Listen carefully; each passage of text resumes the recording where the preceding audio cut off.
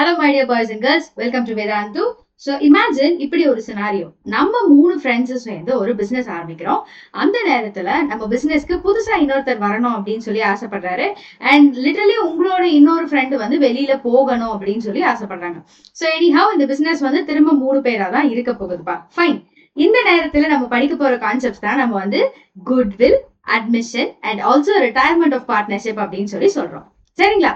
இதை பத்தி பார்க்க போறதுக்கு முன்னாடி நாம காமர்ஸுக்குன்னு ஒரு டெடிகேட்டடான சேனல் ஒன்று ரெடி பண்ணியிருக்கோம். அந்த சேனல் நீங்க இப்பதான் ஃபர்ஸ்ட் டைம் பாக்குறீங்க அப்படின்னா கண்டிப்பா அதை வந்து சப்ஸ்கிரைப் பண்ணி வச்சுக்கோங்க.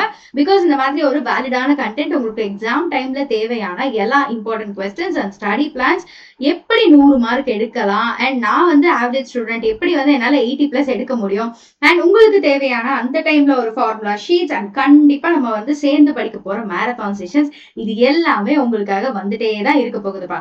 அதுக்காக நம்ம பண்ண வேண்டிய ஒரே ஒரு விஷயம், just subscribe. இருக்கிறது தெரிஞ்சுட்டு உங்களோட காமர்ஸ் ஃப்ரெண்ட்ஸ்க்கு நீங்க கண்டிப்பா ஷேர் பண்ணுங்க. ஓகே நான் சரி, இப்போ வந்து உங்க ஃப்ரெண்ட் வந்து ஒண்டர் ஆகுறாரு, நீங்க என்னதான் பண்றது, இப்போ ஒருத்தர் வெளியில போறாரு, ஒருத்தர் உள்ள வராரு, என்ன பண்றதுன்னே எனக்கு தெரியலையே அப்படின்னு சொல்லி பார்க்கும்போது, ஏன்னா நம்மளாம் வந்து பிசினஸ் பத்தினா பிசினஸ் பிசினஸ் பிசினஸ் ப்ராஃபிட் என்ன லாஸ் என்ன, அதை வந்து எப்படி நம்ம மார்க்கெட்டிங் எடுத்துட்டு போனோம், இல்லை எப்படி எல்லாம் அட்வர்டைஸ் பண்ணி நம்ம பிசினஸ் வந்து க்ரோ அப் பண்ணணும் அப்படிங்கிற மாதிரி தான் நம்ம யோசிப்போம். But there are some other things. இப்போ ஒரு பார்ட்னர் உள்ள வந்தாலோ இல்ல இன்னொரு பார்ட்னர் வெளியில போனாலோ we need to do certain things. அதை நம்ம வந்து கொஞ்சம் டெக்னிக்கலா தான் படிக்கணும். அதை எப்படி எல்லாம் படிக்கலாம் அப்படின்னு சொல்லி பாத்தீங்கன்னா கண்டிப்பா வந்து நம்மளோட குட்வில்ல வந்து படிக்கலாம், அண்ட் அட்மிஷன்ல வந்து படிக்கலாம், அண்ட் ஆல்சோ நம்மளோட ரிட்டையர்மெண்ட்லயே படிக்க முடியும். ஓகேங்களா? இதுக்கு தான் நம்ம வந்து இப்போ இருக்கிற குவார்டர்லி போர்ஷன்ஸ் இந்த 3 சாப்டர்ஸை ரொம்ப வந்து ஸ்ட்ரெஸ் பண்ணி இருக்கும்பா. அண்ட் இதுல நீங்க என்ன தெரிஞ்சுக்கணும் அப்படின்னா, சே ஃபார் எக்ஸாம்பிள் நான் ஆல்ரெடி உங்களுக்கு குட்வில்க்கு ஒரே எக்ஸாம்பிள் தான் கொடுக்குறேன்.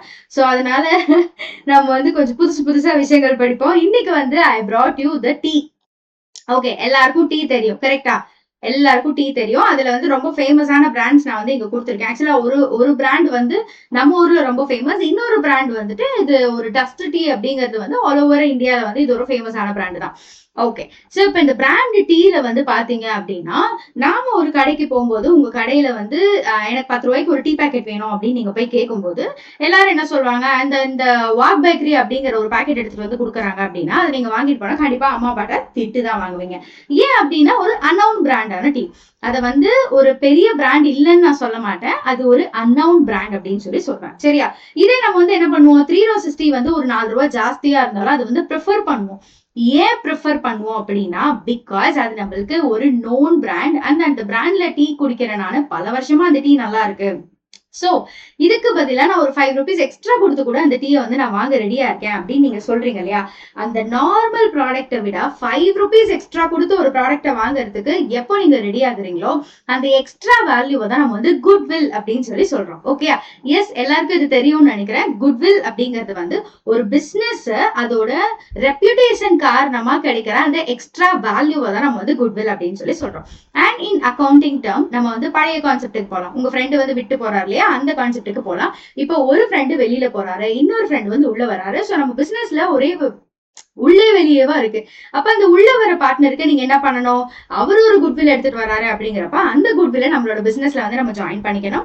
அண்ட் இங்க இருந்து வெளியில போற ஒரு ரிட்டையரிங் பார்ட்னர் இருக்காரு இல்லையா, அவருக்கு நம்ம வந்து குட்வில்ல வந்து ஷேர் கொடுத்து அனுப்பணும். ஏன்னா இந்த பிசினஸோட அந்த க்ரோத்துக்காகட்டும், இந்த பிசினஸோட இவ்வளோ நாள் அவங்க வந்து டிராவல் பண்ணிருக்காங்க அப்படிங்கிறப்போ அந்த பிசினஸ்க்கு சம்பந்தமான குட்வில் வந்து also belongs to that particular person அப்படிங்கிறத நீங்க தெரிஞ்சு வச்சிருக்கணும். ஓகே, சோ இந்த எக்ஸாம்பிள் உங்களுக்கு புரியும் அப்படின்னு சொல்லி நினைக்கிறேன்.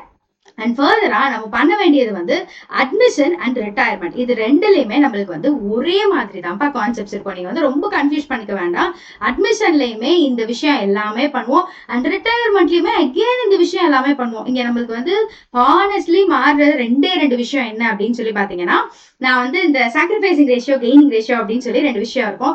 எங்க மேம் இதெல்லாம் எனக்கு புரியுது, அந்த சாக்ரிஃபைசிங் ரேஷியோல அவ்வளோ ஃபார்மேட்ஸ் இருக்கு அப்படின்னு நீங்க நினைக்கிறீங்கன்னா அதெல்லாம் கண்டிப்பா நம்ம வந்து லைவ்ல படிக்க தான் போறோம். அண்ட் எனக்கு கண்டிப்பா இந்த வீடியோக்கு கீழே சொல்லுங்க, யாரெல்லாம் என் கூட வந்து சாக்ரிஃபைசிங் ரேஷியோ, கெய்னிங் ரேஷியோ படிக்கிறதுக்கு ரெடியா இருக்கீங்க அப்படிங்கறத கண்டிப்பா சொல்லுங்க.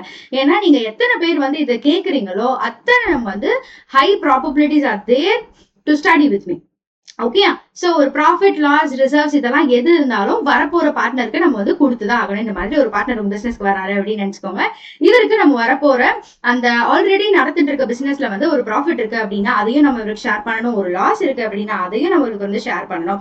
அண்ட் அசெட்ஸ் அண்ட் லைபிலிட்டிஸை வந்து கண்டிப்பா ரிவாலுவேட் பண்ணணும். இது உங்களுக்கு போத் அட்மிஷன் அண்ட் இது ரிட்டையர்மெண்ட் ரெண்டுலயுமே காமன். அடுத்தது ஒரு புது ப்ராஃபிட் ஷேரிங் ரேஷியோவை வந்து நீங்க கிரியேட் பண்ணி ஆகணும். இதுவுமே ரெண்டுலயுமே காமன். பட் இது அட்மிஷனா இருந்தா it becomes a sacrificing ratio and ரிட்டையர்மெண்டா இருந்தா it becomes a gaining ratio. இது ரெண்டு தான்ப்பா டிஃபரன்ஸே, வேற எதுவுமே புதுசு கிடையாது. அண்ட் நியூ ப்ராஃபிட் ஷேரிங் ரேஷியோக்கு ஏத்த மாதிரி கேபிட்டல் வந்து டிட்டர்மைன் பண்ணும். சரிங்களா? இதை வந்து நீங்க ஞாபகம் வச்சுக்கோங்க. அண்ட் இப்போ இது நான் சொன்ன மாதிரி பழைய கான்செப்ட். இப்ப நம்மளோட ஃப்ரெண்ட் ஒருத்தர் வெளியில போறாரு அப்படின்னா அவர் கையில ஒரு காசு இருக்கு பாத்தீங்களா, அது என்னது? இப்ப நம்ம பிசினஸ்ல இருந்து ஒருத்தர் வெளியில போறாரு, இத்தனை நாளா நம்ம பிசினஸ்க்கு உழைச்சிருக்காரு அப்படிங்கிறப்ப அவருக்கு ஒரு ஃபுல் அண்ட் ஃபைனல் செட்டில்மெண்ட் நம்ம வந்து கொடுக்க வேண்டியதா இருக்கும். ஓகே, இதை வந்து FFS அப்படின்னு சொல்லுவோம். What is FFS? It is a full and final settlement. அவர் இத்தனை நாள் இங்க வந்து போட்ட ஹார்ட் ஒர்க்குக்கு எல்லாமே அவர் ஒரு முதல் போட்டிருப்பாரு, அந்த முதலும் நம்ம கொடுக்கணும் அதுல. அண்ட் அதே மாதிரி அவருக்குன்னு ஒரு ரேஷியோ ஒன்று இருக்கும், ப்ராஃபிட் ஷேரிங் ரேஷியோ அப்படின்னு ஒன்று இருக்கும், அதையும் நம்ம கொடுக்கணும்.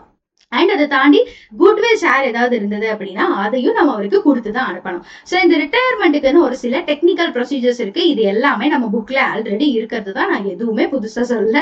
So distribution of accumulated profits, reserves, losses இதையும் அங்கேயே பார்த்தோமா?